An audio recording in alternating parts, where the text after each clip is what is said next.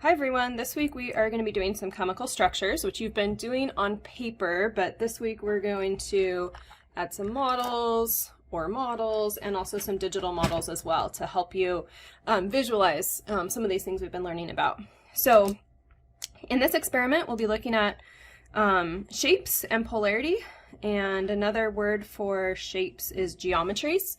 And within those geometries, we'll be looking at what the electron geometry is, and we'll also be looking at what the molecular geometry is. So more on that in a moment.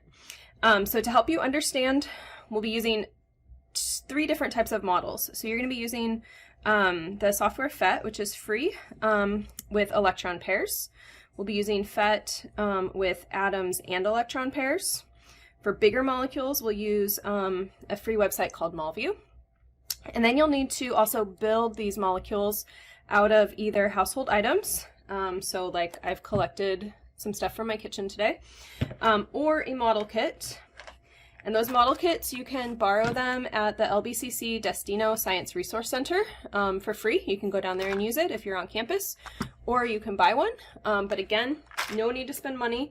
You can just scavenge food from around your house and do that. So you're going to be using all of these 1, 2, 3, 4 different ways to build. If you are building using food at home, here's a list of the types of items that you're going to need. So you're going to need some kind of sticks to hold things together, and then 3 different types of atoms is what we're using. So this would be one type of atom, a second type, and a third type. Hydrogen is the smallest of all of the atoms. So if you want to kind of have it to scale, you can use something smaller than the other atoms for your hydrogen.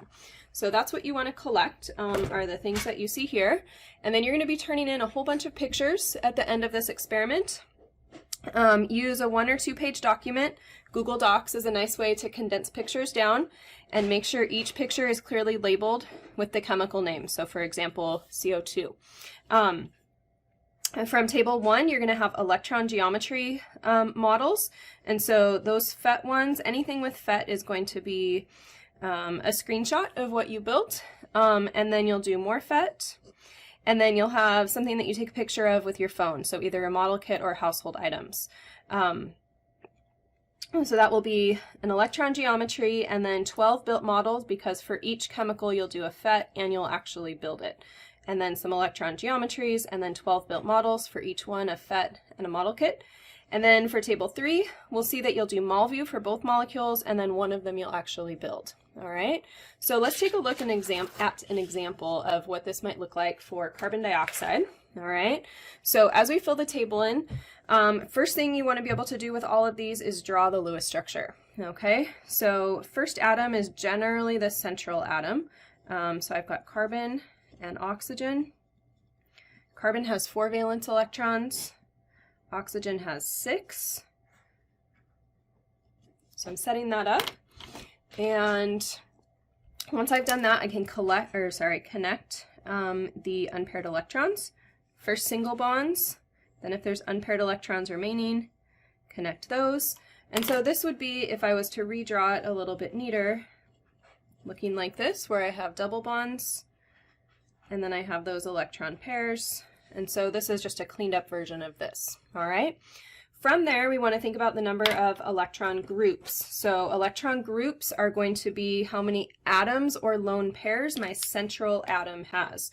So this is my central atom here, and I want to think about how many electron groups are around it. So here I see 2 electron groups.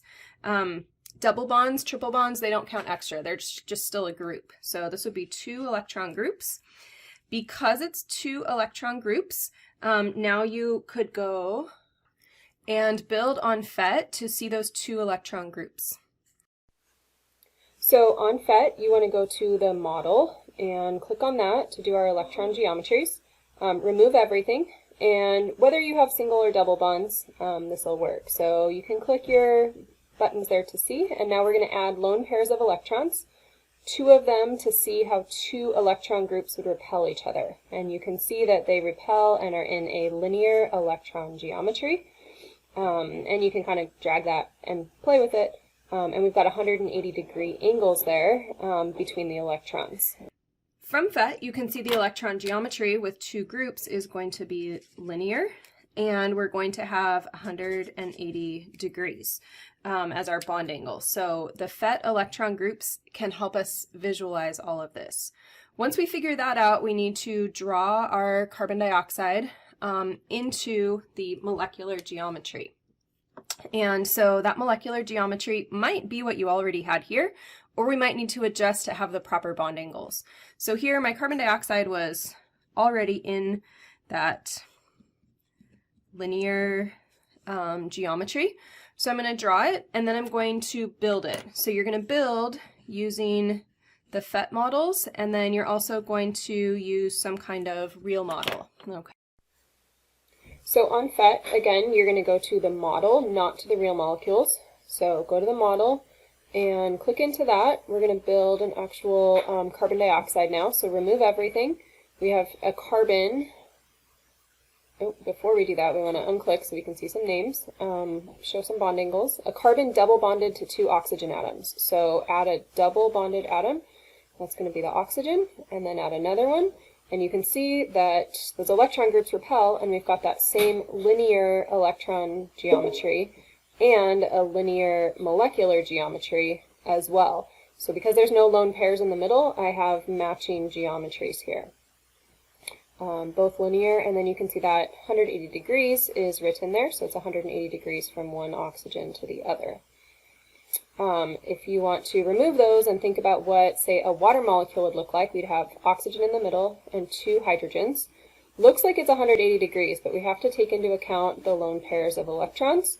So if you add two lone pairs of electrons, now you can see that those atoms end up in a bent molecular geometry because there's those two lone pairs and a 109.5 degree angle. This is just the theoretical bond angle, but it gives us a good idea. So I have that bent molecular geometry, and this would be the screenshot that you would take if you were working on water.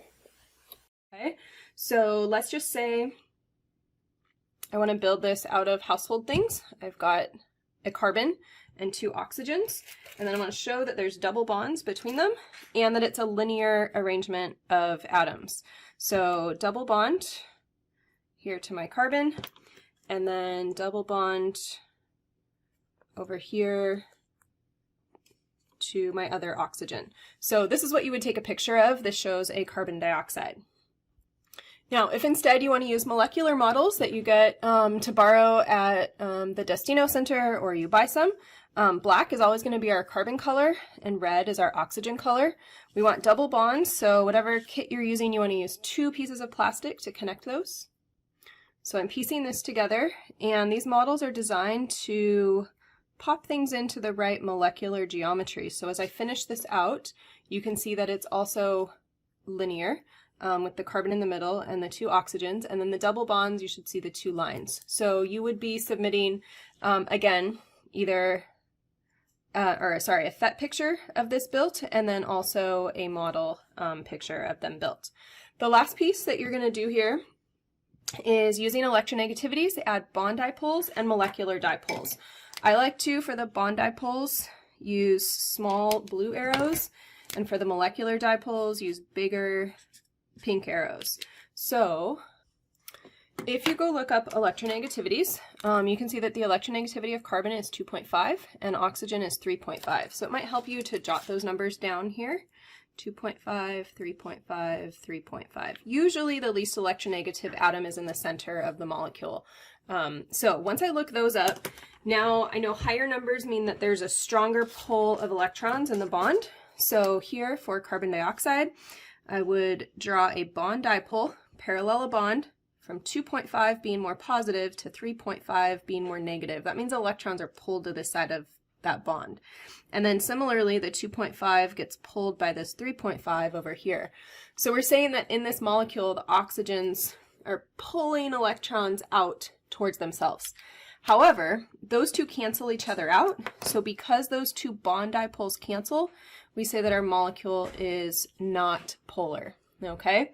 If we end up with a molecular dipole, which means electrons are pulled to one side of the molecule or the other, then that is where we would say that yes, I have a polar molecule. So if I have this big shift in electrons across the whole molecule, that's a polar molecule, and you would say yes. So this plus your pictures from PhET would be your completed first row.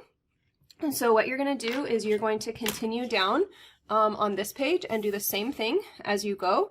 And it's very important that as you go, you're building those models with your hands here, and also building the PhET models for the electrons and also for what that structure would look like. Second page, you've got more practice. These are going to be just kind of not in a specific organized pattern.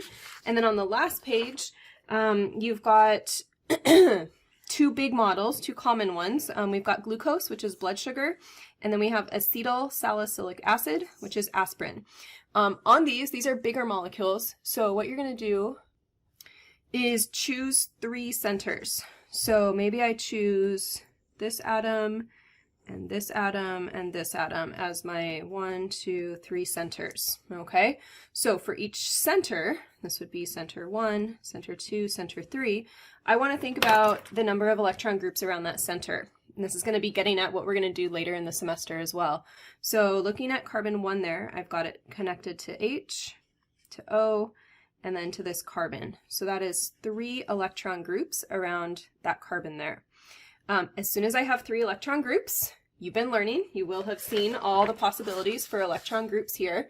These are going to be organized as 2 and 3 and 4, so you'll see the different options for each of those. So 3 electron groups is always trigonal planar, and hopefully you know trigonal planar is always going to give me 120-degree angles for the molecules we look at. All right, so that takes care of the first center, and then you'll go to the second center, to this carbon, and you'll think about how many groups it's connected to, and that will go here, and we'll define the electron geometry. Then over here, first you're going to look this up on MolView, and then you're going to as well build one of these. So you're going to draw from MolView for both of those. So let's just say maybe we draw this one, and then this one we draw plus build. And you can choose whichever one you want to build. So over on MolView, it would start with this caffeine, but we're going to put the name of a new structure in. Let's do acetyl salicylic acid. And you'll see that that becomes an option that you can click on. So if I click on that, now I can see what the basically Lewis structure would look like, and also what the built model would look like. So you can rotate that around if you want, get it in a good way that you can draw it. And so this would be drawn on your lab paper then, okay? And you can use the C's and the O's, you don't have to use the balls. You also want to build it. So here I built that model, actually my kids did, with a model kit. Or you can build it with food. Again, I recruited some help, and then you're good to go. So hopefully by the time you're done with this, you'll have a better sense of kind of what these molecules look like, and you'll have a whole bunch of pictures to turn in as well. So have some fun with that, and I will see you soon.